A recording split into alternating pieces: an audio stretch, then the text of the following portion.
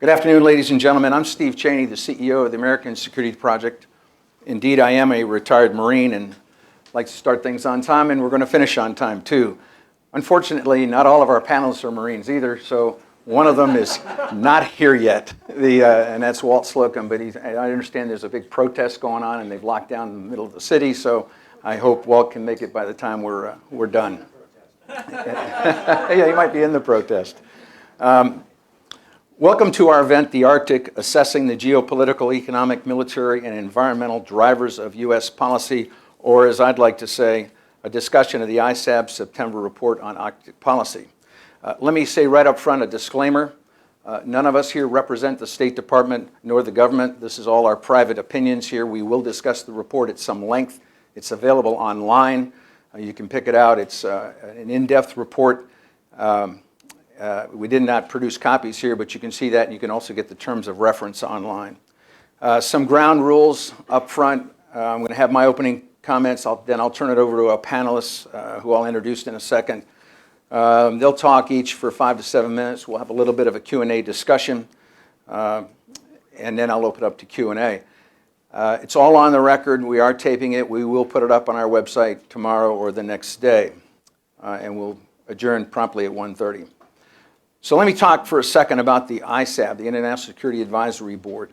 We were tasked in April of 2015 by Undersecretary Gottmuller to undertake a study of Russia's interest and intentions in the Arctic. Her terms of reference were very specific, and they're available online. An 8-member study group was formed to write the study. It was supported heavily by the ISAB staff, and 3, we hope 4 of the members who authored that report will be here today. It was not an easy task. We had to extend our deadline several times. As I mentioned, we were first told about it in April of 2015. We should have had it finished about a year later. We went all the way to September of this year. And the reason we did that was we kept figuring out other people we needed to interview to have a more comprehensive report. And in the back of the report, you will see all the people we interviewed, and they range from all over the world to include the Russians. Just a bit of a comment from myself. Everybody here recognizes that the Obama administration's days are numbered. I doubt that any major policy decisions are forthcoming in the next 60 to 90 days, but that doesn't mean that our national interest in the Arctic are going to be left to atrophy or fade to the shadows. And to the contrary, we on the ISAB believe that the Arctic is as important as ever, and despite the political turmoil of this election season, we can ill afford to let the progress that's been made on Arctic issues decay. Creation of the Arctic Executive Steering Committee and the position of U.S. Special Representative for the Arctic have been valuable and important additions to Arctic policy, and we hope both will continue. We need to increase, not decrease, our presence and domain awareness in the Arctic, as well as our ability to operate in the Arctic. We need more icebreakers. We need to work with the Russians in all realms, whether it be science, defense, or with confidence-building measures. Those are just but of a few of the recommendations that we have in the report, and I encourage you to read it. But today, I'm privileged to introduce 3 who authored the report and another who has a very distinct interest in the Arctic. First up will be the Honorable and Dr. Sherri Goodman of the Wilson Center. Sherri has been writing and following developments in the Arctic for decades, and she's also the former Deputy Undersecretary of Defense for Environmental Security. Second will be Ambassador Robert Hunter. He's now the Director for Transatlantic Studies at SAIS, but he's better known for his many, many years as our ambassador to NATO. We hope Walt Slocum shows up. Walt is a senior counsel for Kaplan and Drysdale. He's probably better known for his 8 years as Undersecretary of Defense for Policy. And then last, though not an ISAB member, but equally distinguished, is the Honorable James Bodner, who is co-president of the Cohen Group and former Principal Deputy Undersecretary of Defense for Policy. Ladies and gentlemen, Dr. Goodman. Well, thank you. Can you hear me? Yeah. It's a pleasure to be here with so many good friends and colleagues. And first, I have to thank Steve Cheney for that battlefield promotion I just got. I'm not a doctor unless you consider me my Juris Doctor degree. Maybe that was okay. But it's been a pleasure and an honor to serve with Steve, with Ambassador Hunter, with Walt Slocum. Our chairman was General of the study was General Les Lyles, former commander of Air Force Materiel Command, distinguished career in the Air Force, and engineer and space leadership, and just a wonderful human being overall. So let me start by kind of summarizing our findings and also kind of give you a sense of how we thought about the Arctic. You know, as Steve said, I've been working on Arctic and Arctic-related matters for some time, and it goes back, I don't know if it goes back several decades, but it does go back at least a decade to the work. Of course, when I was in DOD, we were dealing with Arctic matters, but it was in a different era in the early post-Cold War period. But going back to CNA's Military Advisory Board, and I see one of my MAB members here, Admiral Lee Gunn, we stated even back in 2007 that changes in the Arctic region were going to have national security consequences from climate change. And we stated again then in 2014 that the U.S. is really not prepared to operate in the Arctic and needs to accelerate its efforts to prepare and assess, be able to conduct future operations. And we all know that the Arctic region is growing in geostrategic importance.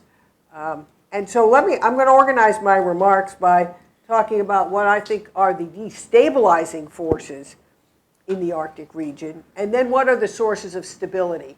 And I'll touch on our recommendations, which I know Ambassador Hunter and Walt will also want to address.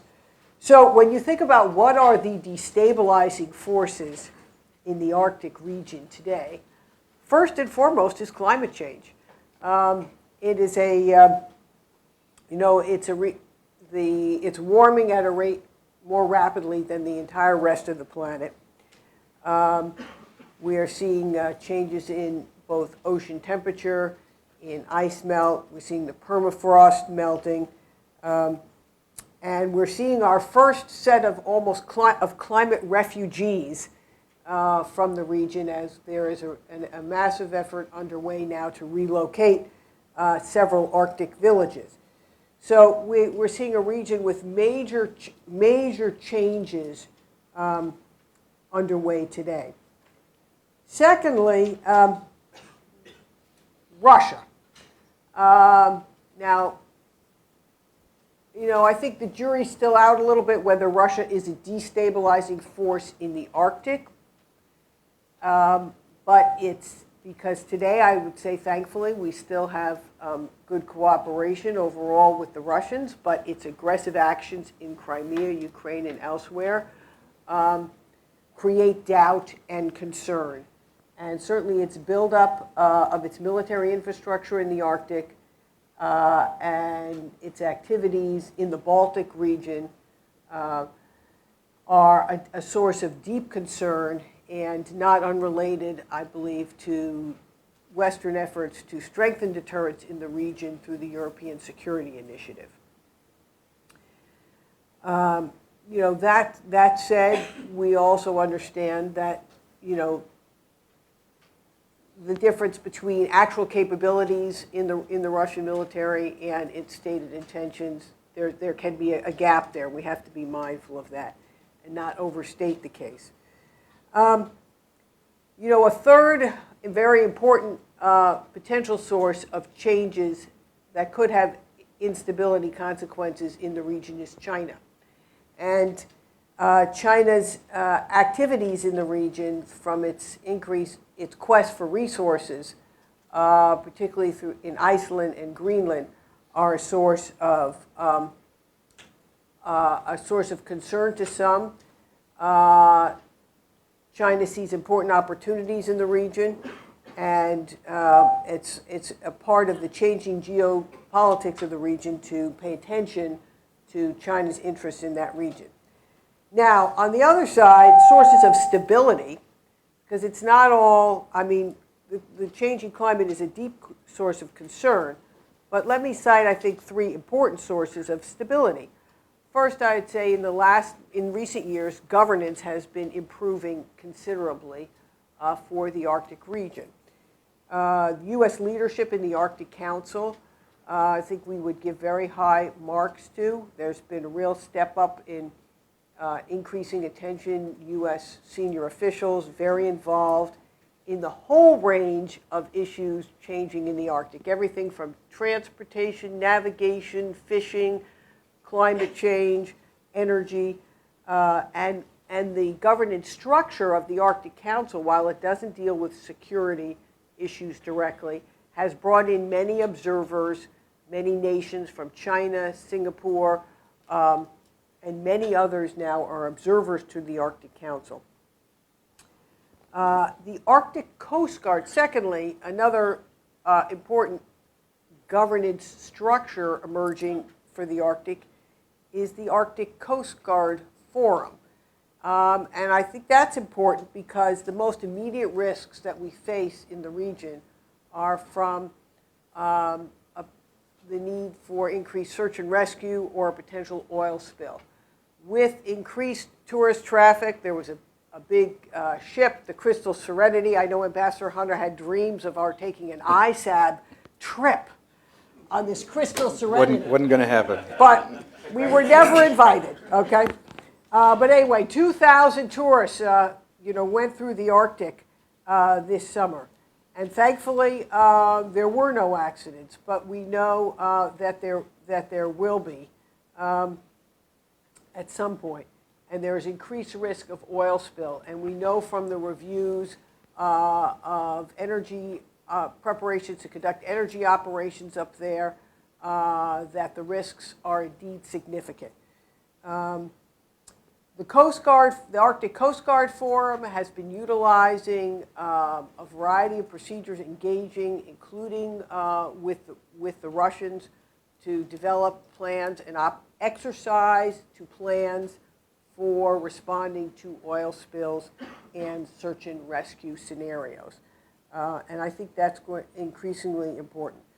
Thirdly, the U.S. government has become much more organized in the last number of years, from the Arctic Executive Steering Committee, currently led by the able Ambassador Mark Brzezinski, to State Department efforts, Admiral Papp in his office, the Arctic Research Commission. I mean, there's just many, many structures that have been operating with increased professionalism and rigor. Another important source of stability, in my opinion, is the emerging field of science diplomacy in the region. And we see this blossoming in many ways, most recently in the White House Arctic Science Ministerial that was held in September, which I believe is the first of its kind, to bring together scientists not just from Arctic nations, but from any nation doing science in the Arctic, and also with indigenous and Alaska natives, which is increasingly important in the region to address everything from better understanding hydrology, fishing, hydrography, energy, climate change, many, many different dimensions that are increasingly important. And finally, as Steve mentioned, maritime and maritime domain awareness, increasing our domain awareness in the region.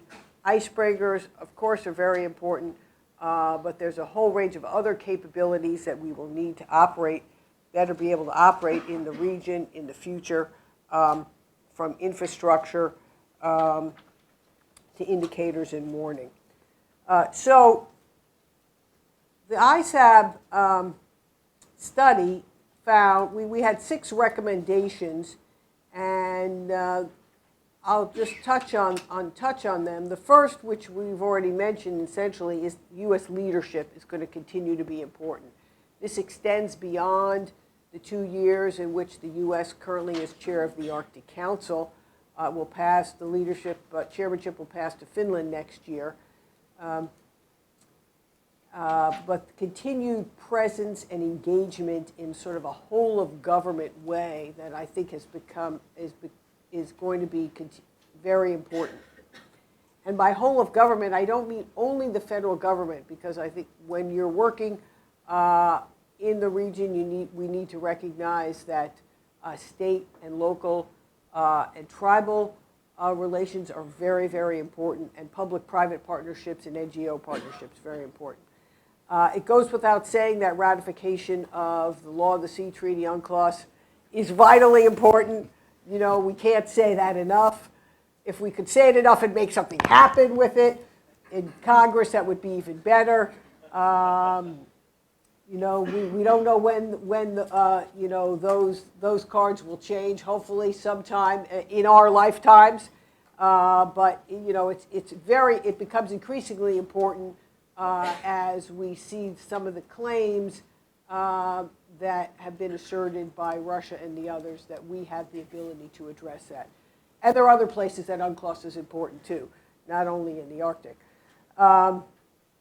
Presence and domain awareness. You know, we need to plan for a region now. We need to plan now for a region that's changing very rapidly, and there's long lead times. Of course, in procuring icebreakers, that takes probably a decade or more.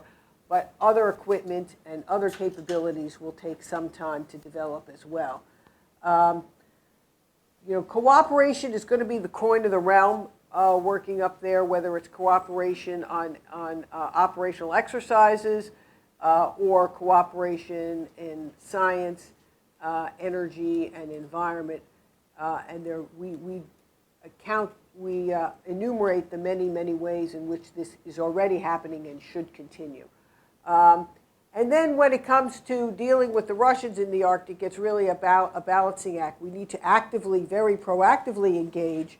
At the same time, we need to be mindful of the risks in the region.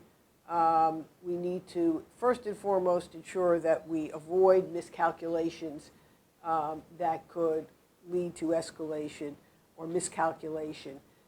So we need to better understand each other's operations in the Arctic so that we can avoid those risks. And we look at the confidence building measures that we used during the Cold War in arms control and other regimes, better to understand Russian and U.S. military operations in particular regions, so that we can apply those lessons learned where they are relevant to the Arctic region. And I think that's going to be increasingly important. And I think I will, at this point, turn it over to my... Certainly, Sherri. Thank you very much, and we'll turn it over to Ambassador Hunter. Thank you very much, Sherri. You should take what she said and bottle it in bond. That's a marvelous summary, not only of the report, but of what I think are the most important things to know. And there's not a lot to add to it, fortunately. And she was also the spark plug of our group. Most of us started out totally ignorant. She started out totally intelligent, which gives us all a chance to look better than we really are. Delighted to see so many people here, and there are Arctic projects going on all over town.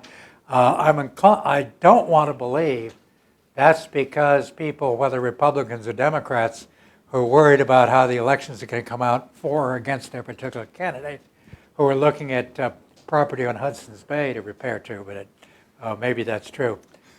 There will be a wall between Canada and the United States, and the Canadians will pay for it to keep some of us out. We started out this project with a mandate and a kind of an orientation that a lot of people had in observing the Arctic people who pay attention to ordinary security issues. Plus, if you look at the composition of our group, we had not only a very distinguished Marine who in 9 days will be the youngest Marine to cut the cake on the, what anniversary is it going to be? 237, I think. There you go, okay. If you don't know that, you fail your Marine test. Plus a 4-star general. And so we, in fact, if you look at our terms of reference, it was kind of summarized in one sentence. What are the Ruskies up to? Well, we came out unanimously at the end saying more often than not, the Russians are playing a constructive role in terms of the way we would talk about constructive. Now, if you're a conspiracy theorist person, you could say, well, they're looking for minor ways of cooperation which don't cost them a lot in order to slip the noose on Ukraine sanctions. I'm not inclined to that view, and I don't think we are, in part because the Russians, from what we could determine, have come to some serious conclusions that unless they work constructively with other countries, they're going to lose out. And that the risks of things going very seriously wrong in the Arctic region are going to affect them as much as others unless they're prepared to work with people. Now, and the third factor is that we discovered that the Russian scientific and, to the extent they have one, environmental communities would just as soon their government got out of the way and let people get on with the honest business. And in fact, one of the striking things is that despite all the difficulties since the Russian seizure of Crimea, except sometimes there's some visa applications that go through and that sort of thing, the cooperation has continued in a kind of a bubble, but I would argue a very useful bubble. In fact, if I had my druthers, and I won't because there are a lot of players in this, the more one can keep this out of geopolitics, I think the better it's going to be. We've had, of course, in a totally different area with totally different aspects to it, we've just had this new agreement with, I guess, the Ross Sea, with one of the world's largest areas, which has now been taken out of geopolitics. When Sherri incidentally mentioned the interest of countries like China, Japan, Singapore, why Singapore? Because of transshipment questions of whether, if you can go through the Northwest Passage most of the year and the Northern Sea Route most of the year, that's on the Russian side, are you going to need Singapore as an entrepot? And if so, and if not, what are the implications? The one country that does want to become a formal observer in all of this she left out is, of course, Mongolia. I still haven't figured out the Mongolian interest, except for climate change potential, but they are ambitious, and why not?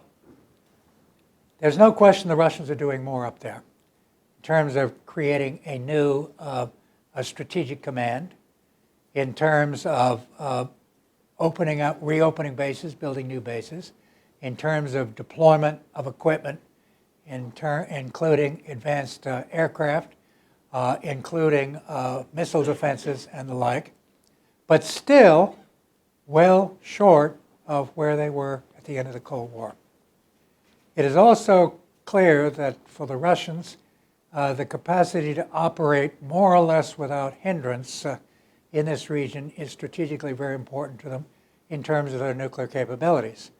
We have not gone into this report at all in terms of what the United States does there. That would be beyond the classification level here, and frankly was not of great relevance to us.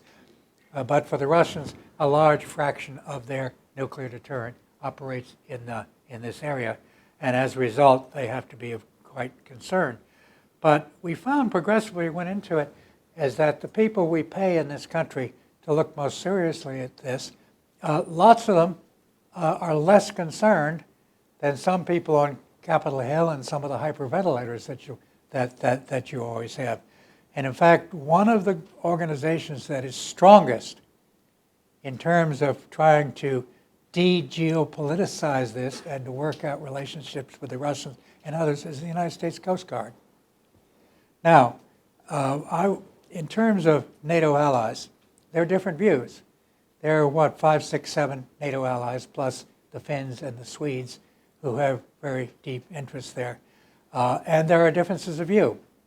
Some are worried about security, which is less sometimes about what we would call military-type security, though that is an issue that we have to be concerned about if things don't go the way they ought to go or we'd like to see them go. And maybe if the Russians aren't prepared to see it going that way. But a lot of that is security about the operation of their economic platforms, security for the people who live there, climate change security, and security in terms of what I would call a basic issue of predictability. A lot of talk about security and stability. I'm not quite sure I understand what those words mean in this region, but I would put it down to predictability.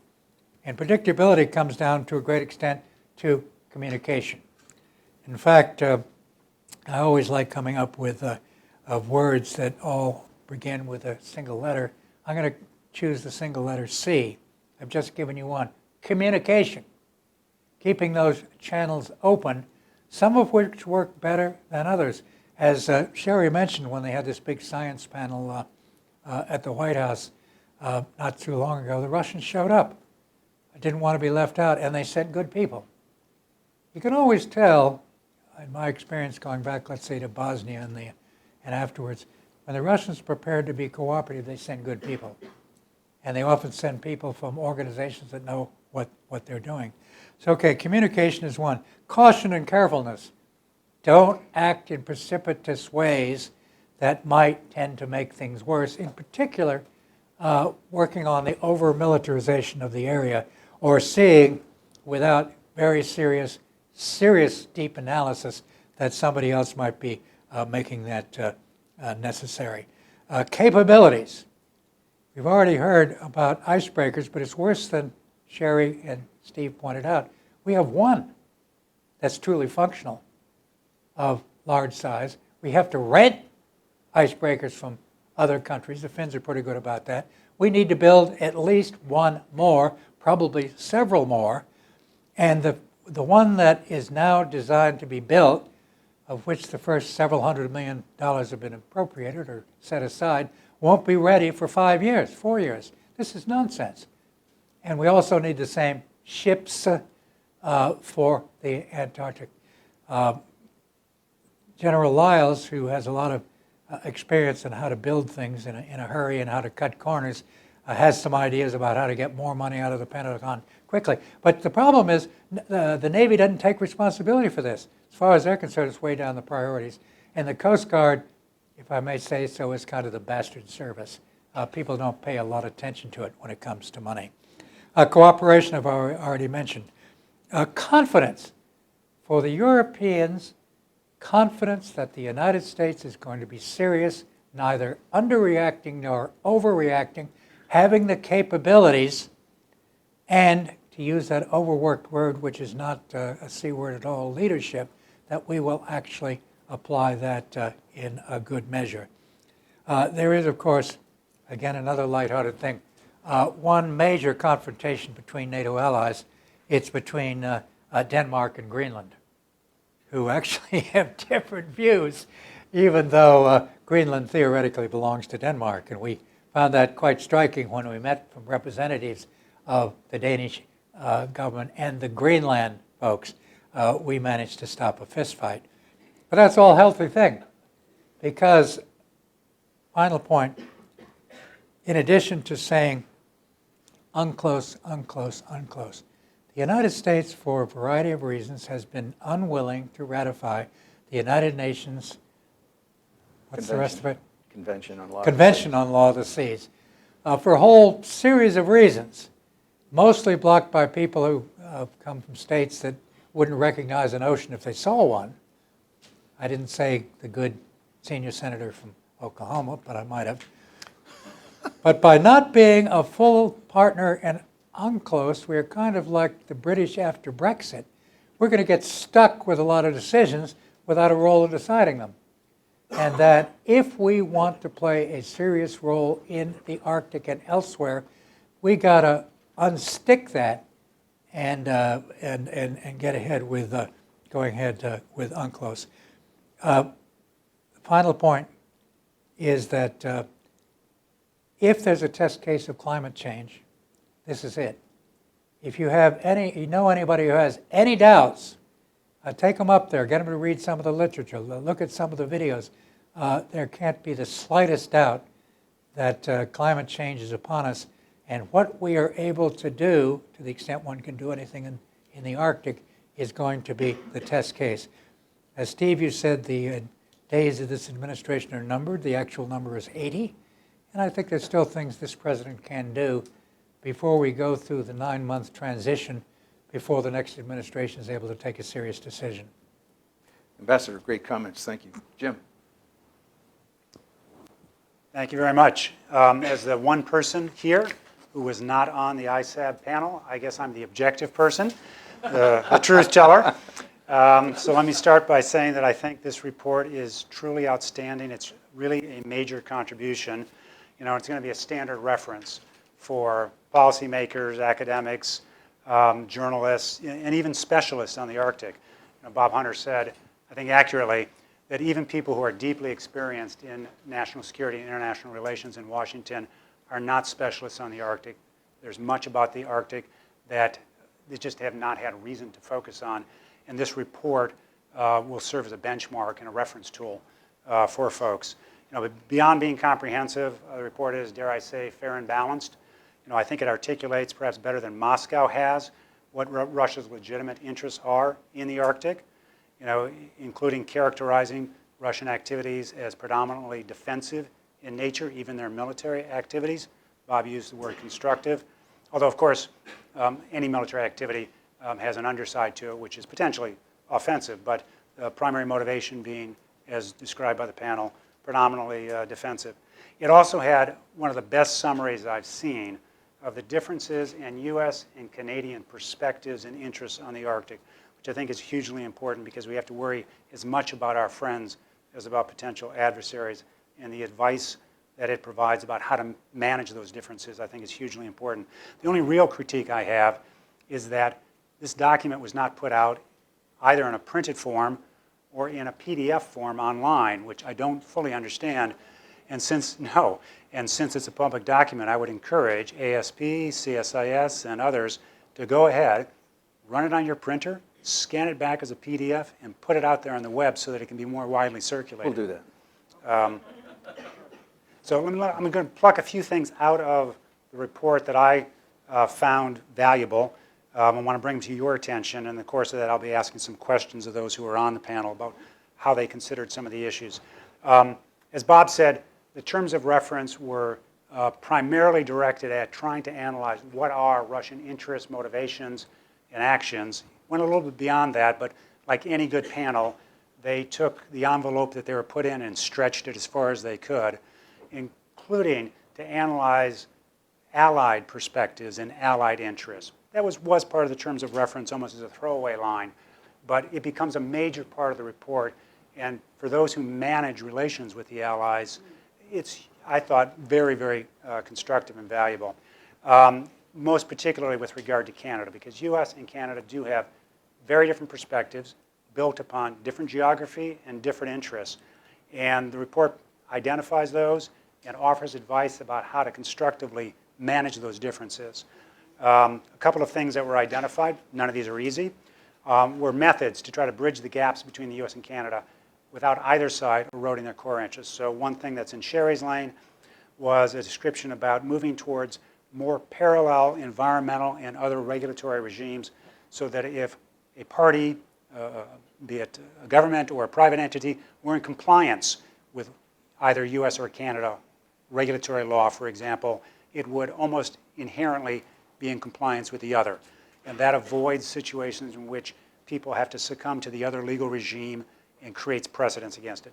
And a similar recommendation was for a method to try to enter into international agreements that have these mandatory standards that are based on case-specific agreements rather than basing them on universal law, universal international law, because for the United States, you end up in situations in which something to accommodate Canada creates serious trouble elsewhere in the world. Southeast Asia, not just with China, by the way. Southeast Asia, we have some allies or friends who also have different interpretations of the law of the sea than we do. Similarly, the Indians have different interpretations than we do. And so those kinds of approaches where we respect Canadian sensitivities, but we don't yield to universal principles can help along those lines. There was an angle, though, that was not addressed in the report, and I just wanted to ask, maybe you can address when I'm done, whether it was considered.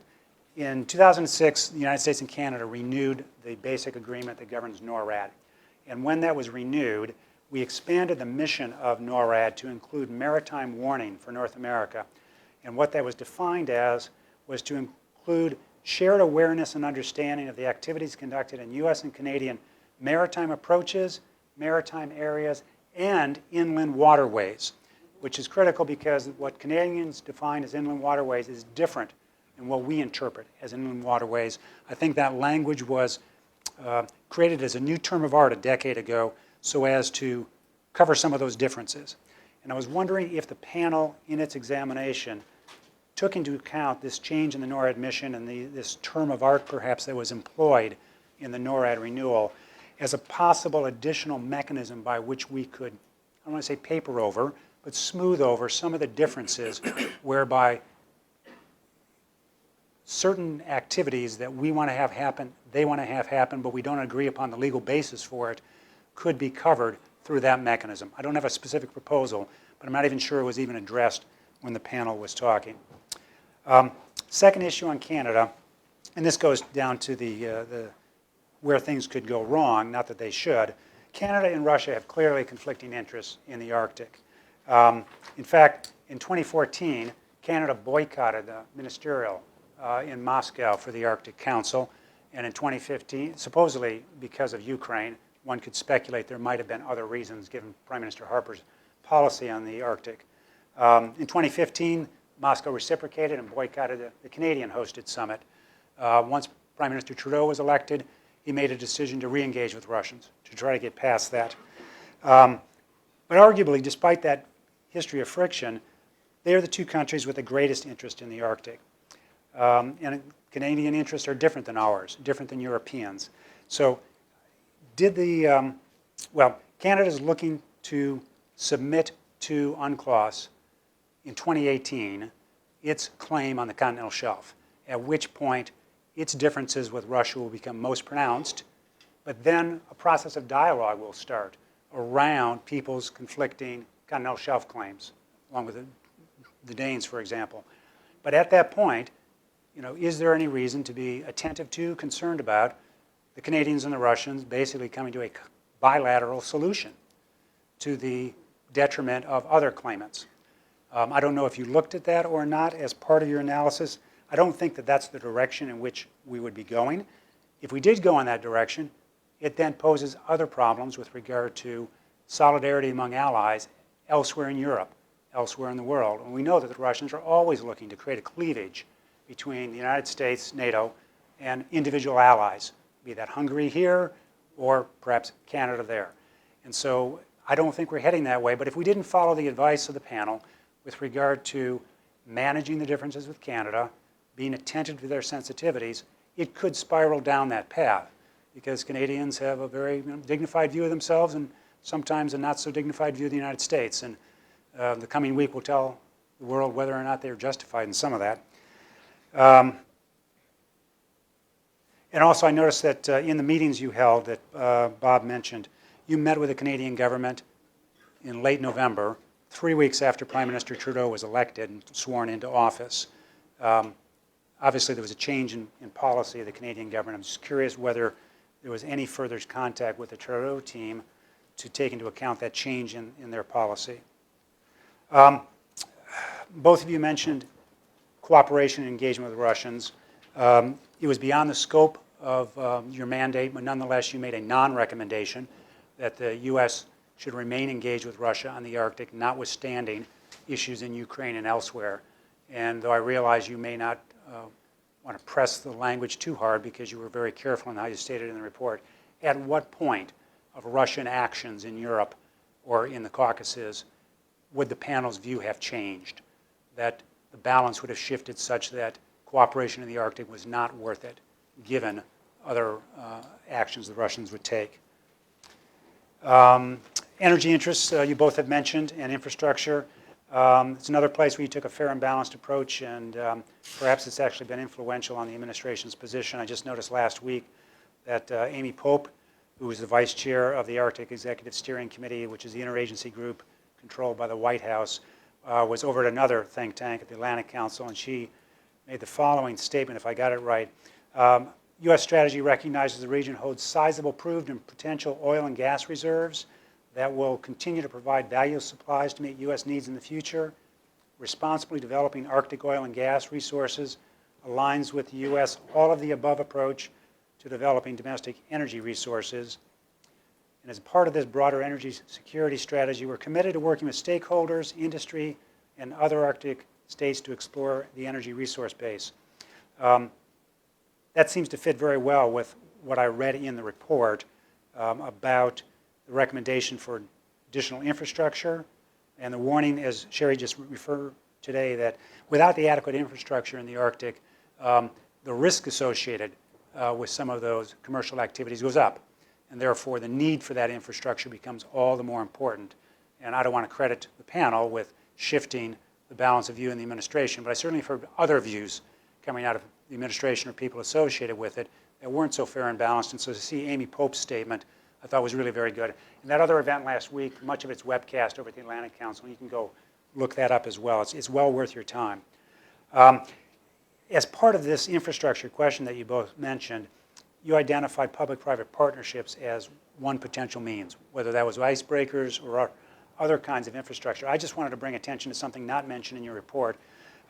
Just in the last couple of months, we saw a final closure on a project that had been underway for many years for an Alaskan Native corporation on the North Slope to take control of some federal land. It used to be a distant early warning site on the coast of the North Slope. And one of the possible uses of that land, well, now that the ANC has control of it, is to create a logistical base to support commercial activity in the Arctic, to support potentially civil and government activity in the Arctic. And given the paucity of infrastructure, I think that any kind of infrastructure that exists or is created in the Arctic, we have to look at as that multi-use, that it can support civil work for science exploration, climate change monitoring, that could support commercial work, that could support security, be that Coast Guard security or Defense Department security. There's just not enough infrastructure up there. But that means that there needs to be dialogue between the federal agencies, perhaps state agencies, state of Alaska obviously, and the commercial sector as to what are the plans or the possibilities around infrastructure so as to better coordinate so that every dollar that gets spent is leveraged to the absolute maximum up there. And why don't I call it quits at that, and any other comments I can bring into the Q&A. Yeah, great comments. And You I'm want going to to help turn. us write the next draft? Let me turn it over and see first, Ambassador Hunter, any comments? Well, Steve, why don't you join in? You're sitting here as chair, but you were one of the most active members of this. Do you have any comments first? I did not describe it earlier on, but we divided up sections of the report among the 8 members, and we each authored a specific part of the report. My part worked on the security aspects, particularly as it dealt with Russia, along with Walt Slocum.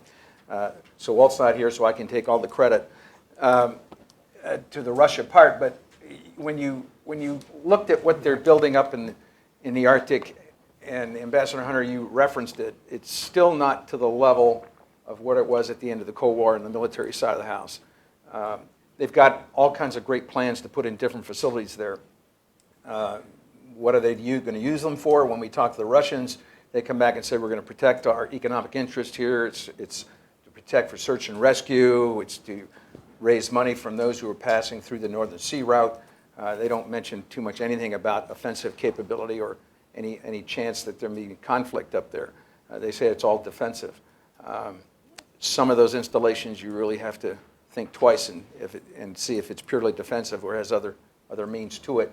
But nonetheless, at this juncture, given the status of their economy, they don't have the money to put that much into it, regardless. And it isn't going to happen anytime soon. So I don't think we're prepping to have any kind of a conflict up there with the Russians. The military side bears watching. Ambassador Hunter pointed out the naval base at Murmansk is a strategic, perhaps their most strategically valuable port that they've got. They will do anything to protect it. And they're worried that the Northern Sea route's going to open. You'll have open shipping passing not that far from it. And they're concerned about a threat, perhaps, to that particular base. So you can understand it from their perspective.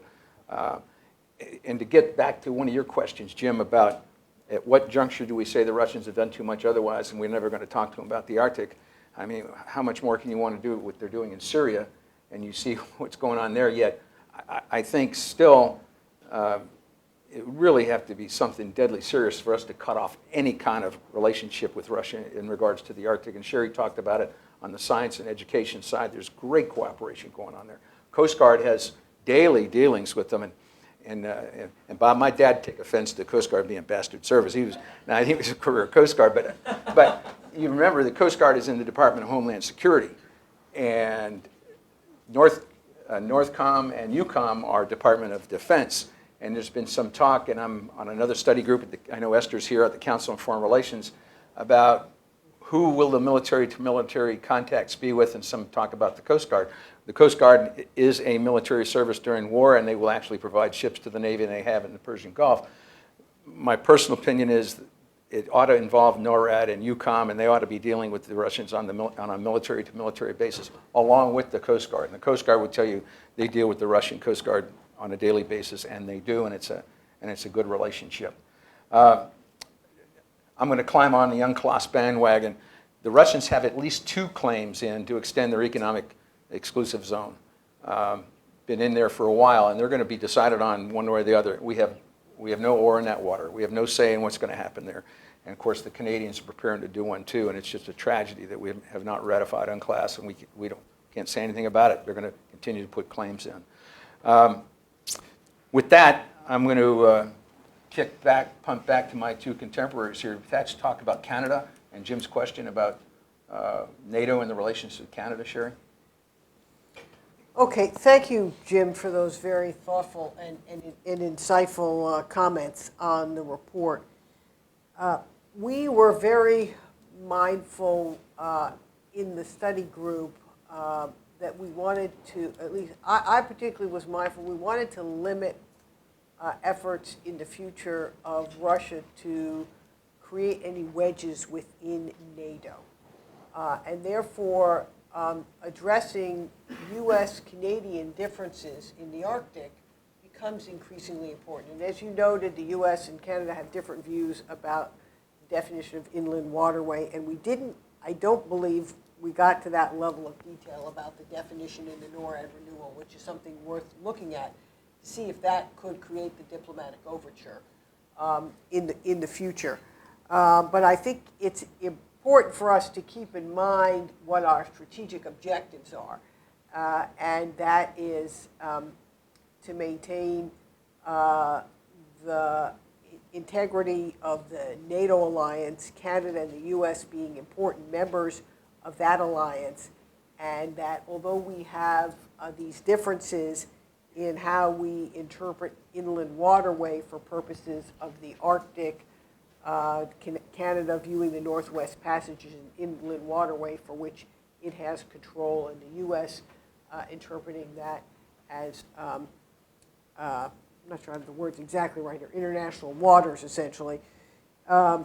But nonetheless, there are ways to manage that, and particularly now with the new government, and you're right, we began our discussions when the government was very young, and now it's the Trudeau government, now it's had more time in office. I think that gives us even more opportunities to find some common ground.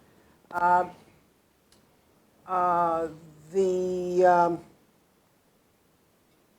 think the infrastructure piece, very, very important for the multiple reasons that you talked about. The ability to operate in the Arctic requires infrastructure. We have, in Alaska, we have very little infrastructure. When you go to, if you've been, those of you who are Arctic specialists, you've probably been up there many times, but the difference between, a Svalbard in Norway and Barrow, Alaska could not be greater. They're both in the Arctic, but, one is like going into a very nice, well, of course it's open waters because the European Arctic is much warmer and is ice-free much of the year, and whereas the North American Arctic is not, and so you have a completely different geography, different climate, and different operating capabilities. Nonetheless, I think that's, we're going to need to have the kind of infrastructure that was never needed before in the Arctic region in the future. And we're going to have to leverage every dollar because it is so expensive to operate up there. The other point, lastly, I would touch on is the Coast Guard Forum has been very important. It is obviously a military service, but it is it's got other missions, particularly search and rescue as well. There is a forum called the Arctic Security Forces Roundtable, which was begun by the Department of Defense, included the Coast Guard, but it was bringing together Arctic security forces through DoD. It continues to operate, but since the Crimea and Ukraine, the Russians have not participated, and the U.S. now has a policy not to have the Russians engage in part of that, since that aggressive action by the Russians. We state in the report that this is something that is worth considering in light of the totality of the relationship at the time, because there has been value of having Russian naval and other forces engaged in this mill-to-mill discussion. And lastly, I think personally that energy, the clean energy opportunities in the Arctic are one of the most promising and interesting ways that we will both address energy needs for communities in the Arctic, many of which are very heavily dependent on dirty diesel for fuel, and so we can cut carbon pollution and we can provide clean sources of energy. And there's a lot of innovation going on now in providing renewable energy for the Arctic, and it's a source of science, energy, and environmental engagement. For those who might not be familiar, the Arctic Council is prohibited by its own regulations from discussing security matters. So we make recommendations in here about other ways to have confidence-building measures, whether it's an OSCE model, whether what you talked Coast Guard Forum, or that there was a Chief of Defense panel, there was that too. Arctic, that has been held in the past that the Russians have participated in. And then when you mention NATO to the Russians, their hair on their neck rises back up, but there ought to be some kind of an instrument where we can talk to them on security issues, perhaps not NATO related, but it can be separate and distinct, maybe along the OSCE model, where we can discuss security issues. Ambassador Hunter, any thoughts about that? No, just a couple of points. First, I was struck getting into this, having worked on some other areas of the world. There are more organizations, governmental and particularly non-governmental, working on Arctic issues than any other part of the world I've ever encountered. And that is a virtue, because it means it spreads engagement, it spreads decision, it spreads activity across so many parts of economics and government and the like. And it helps keep various governmental institutions honest without running away with perspectives that might not overall be useful. I don't think one should underplay that the Russian thing could go bad. Competition for resources is obviously one of them. Though when you get to energy itself, the drop in the price of oil, half of what it was when a lot of people were ambitious, is already beginning to lock some in. I'm trying to remember the company that's already abandoned its... Shell. Which company was it? Shell. Shell, that abandoned a platform because suddenly it was uneconomic. I wouldn't be surprised if the Russians, with the opening up the Northern Sea route, want to turn it into a turnpike with various charges in order to capitalize on the greater attractiveness of that. And I'm not so sure we have emphasized sufficiently here that if indeed climate change goes the way it is, and if indeed the knowledge of the various areas increases, particularly the Northern Sea route, which has been less understood than the Northwest Passage, that there's an awful lot of reorientation of the way goods are transshipped. And the much larger number of vessels that pass through in a particular in either one of these places, with implications for search and rescue, for environment, for a whole series of things that related to it. Final point, the idea of, and I like the way the Canadian matter has been talked about, we are learning how to recognize the rights and interests of our northern neighbors, remembering that every time we've invaded Canada, we've lost, but that's another matter. I once stopped a war between our two countries. I'll charge to tell that story at some point. But the idea of the Russians being able to do cleavage within NATO, I think, is nonsense.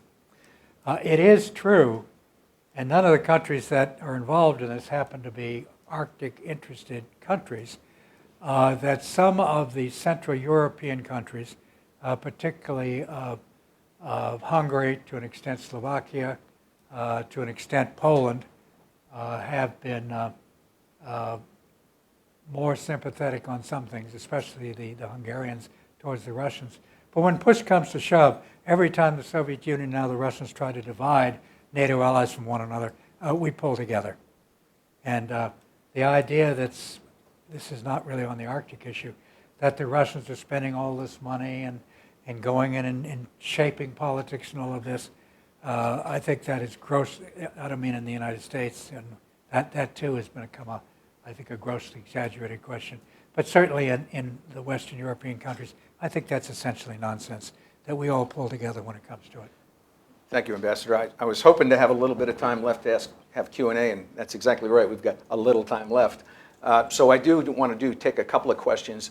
If you'll stick your hand in the air, I'll choose you. We have a roving mic. I'll bring it to you. We'll bring it to you. If you could tell us who you are, your affiliation, and try to keep it to being a short question, and maybe we can take 3 or 4. And I see a young man all the way in the back on the right next to you, Maggie. So we'll start there, and then I'll move to the front here. Lee, Voice of America. Ms. Goodman, you were talking about Russia and China separately being potentially destabilizing force in the Arctic. But could you talk about the possibility those two nations work together and at the expenses of the interests of the West?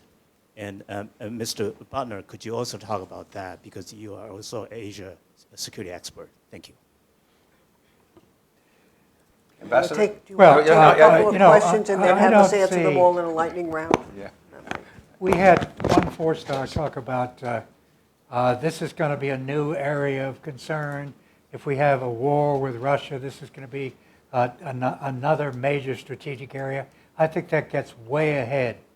And in fact, if we did have a serious conflict with the Russians, the Arctic would be very small bear. My basic sense is that the Chinese interests and the Russian interests in the Arctic are radically different, and that each is going to look after its own interest on its own. The Chinese want to be a major world player. They have serious economic issues. And incidentally, one thing we didn't even mention here is fish. One thing with climate change is a lot of fish are going farther north than they did before, and a lot of the major fishing nations, of which Japan and then increasingly China, are going to have much greater interest than they did just because they follow the fish. Jim, comment? Or? I would just agree with the comment that China and Russia both have interests, but they are different interests. There are times when cooperation would make sense. Let's just say from the Chinese perspective, they're looking to cooperate, as mentioned, with Denmark, Greenland, where that makes sense, with Iceland, where that makes sense, sometimes with Russia.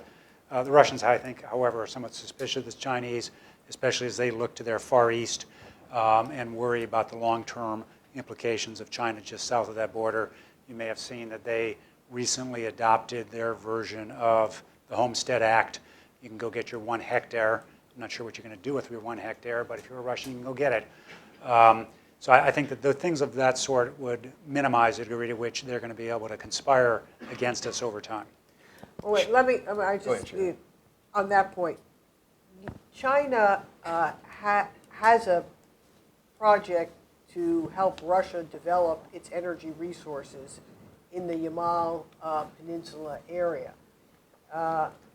So they are cooperating in the Arctic already today. China's approach, there's a difference in approach here. China goes abroad to seek its resources. It has a global resource quest. whether that be in Russia or we see that elsewhere in the Arctic, in Greenland and in Iceland, where it's looking to develop both economic infrastructure as well as minerals, rare earth, and other economic opportunities. Russia is looking to exploit its own resources to further its economic interests. Sherri has recommended that we do a quick lightning round here. So what we're going to do is have 2 or 3 questions asked, if you can keep them short, and then we'll bulk them together, and that will probably be the end. And I'll start with Caitlin. Can you bring it on down here to the front, and then we'll work our way back. I want to thank you all for supporting ratification of the law of the sea treaty. Oh, Caitlin Antrim, Rule of Law Committee for the Oceans. Thank you for doing that, but I want to follow up a little bit or drill a little deeper on the China rule.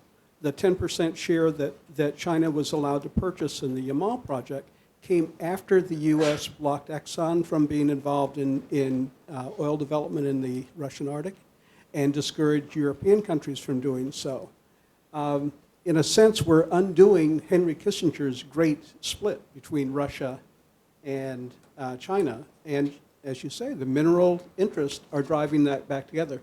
Is that something we should be giving more thought to in the application of or pushing for sanctions or retaining them? The effect on that sense of geopolitics, where the Arctic just happens to be where the continuing east-west geopolitics takes place. Sure. Let's pass 2 to your right. If anybody's got to leave, I understand, because I said 1:30 and I'm violating my rule here, but I want to get at least a couple of questions in. Go ahead. Thank you. So among the recommendations you've discussed at length, And you are? My name's Lily Imami, and I'm from FTI Consulting. There's a need for transparency and confidence building in the region. Could you speak a little? It's on. Just hold it closer There to you you. go. So there's a need for transparency and confidence building measures in the region, as you've discussed at length. And moving forward with that goal, what role does the 5-year offshore leasing program play in the potential for for there to be a U.S. presence in the region, whether private or public? Okay, thank you. I think I had another one back here. Maggie, you'll see right there.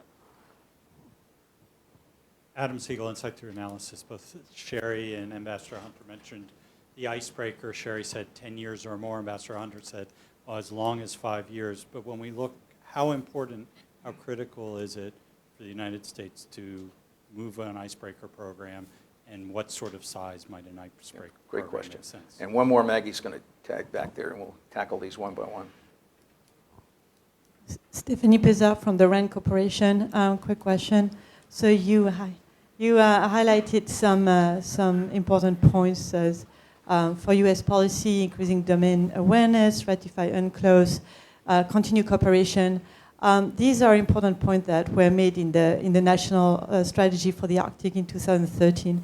If you were to revise this strategy today, are there radical things you would change, critical points you would add, or would you recommend just keep doing the good work and do more of this? Okay, thank you. Okay, one at a time. First with Caitlin's question about China and undoing our own previous relationship with them. Ambassador Hunter, you want to tackle that one? Russia's a big player in the Arctic, China less so. But the idea of China and Russia getting together and challenging us, I see as a non-starter, and I'm going to be very rude. Russia ain't such a big deal anymore. It's got a lot of land, and it impinges upon a number of things we care about in Europe and in the Middle East, but it's not a global player. The shift is dramatic, whether we like it or not, towards China. So I worry about a lot of things the Russians do, but I don't see a coalescence there in which it becomes a common joint player. I just have to say, this is probably where Ambassador Hunter and I don't fully agree, and you see how we balanced it in the report. I worry that we won't be, because of the importance of continued cooperation in the Arctic. What keeps me up at night is a concern that we will miss some signals from the Russians that they have intentions other than peaceful in the Arctic. Well, I didn't disagree with that. I was talking about the China-Russia thing. And I do think you raise a great point, Caitlin. I think we haven't been sufficiently mindful of the need to pay attention to Chinese collaboration with Russians in energy development. Right now, the prospects because of oil prices, that we haven't paid as much attention to it recently, but I think that could change, and you could see, and we may not be thinking about it the right way. So it's a good point. I'll jump into this for just a second. Shell departing from Alaska was not a good thing.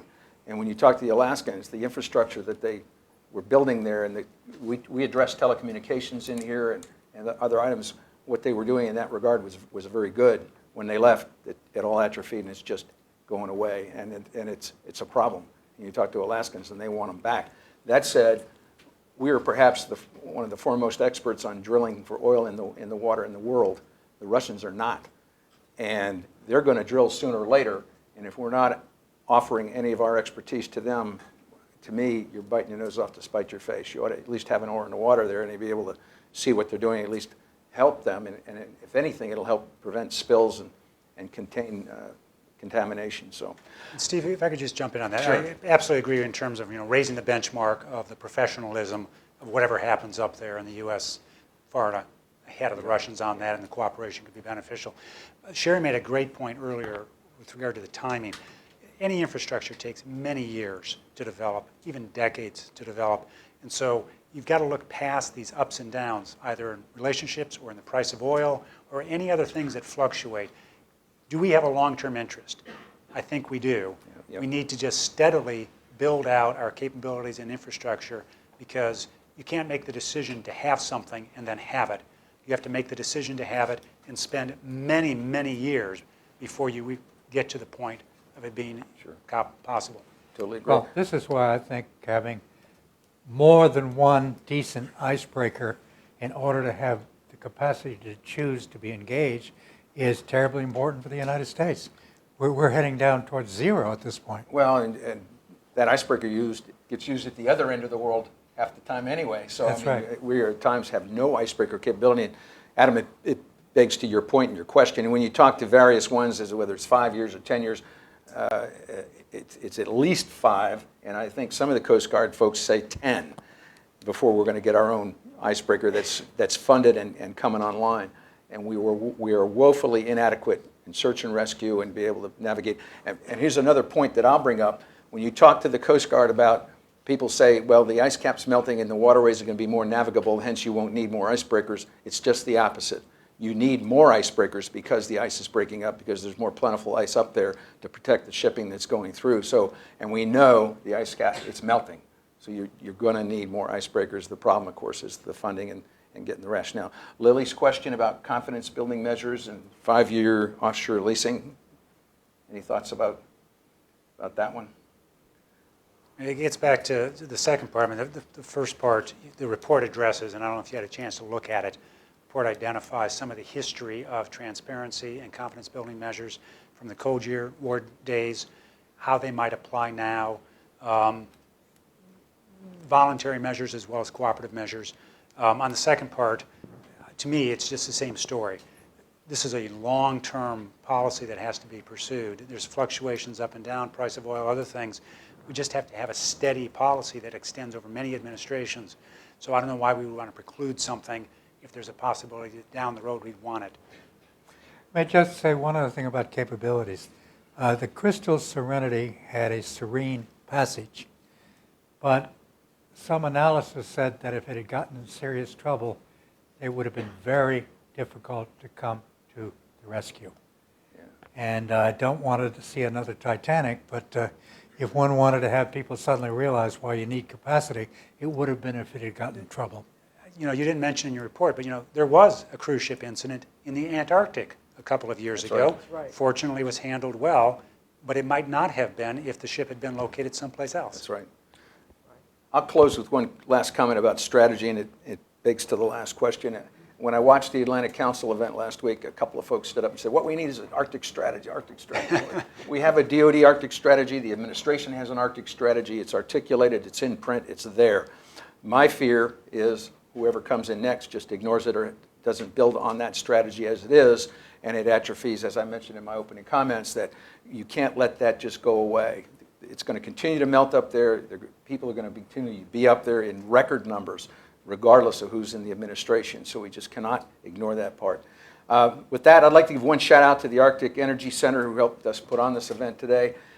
And a thanks to everybody who's here today. We usually get a 50% RSVP accepted people show up rate here, and today it was 110%. So there's clearly a big interest in the Arctic. I will get a PDF. I'll go back to state and we'll figure that out and get it up so you can print it out. It's But public. if we Just can give do our it. panelists a big round of applause. Thank you. Well done.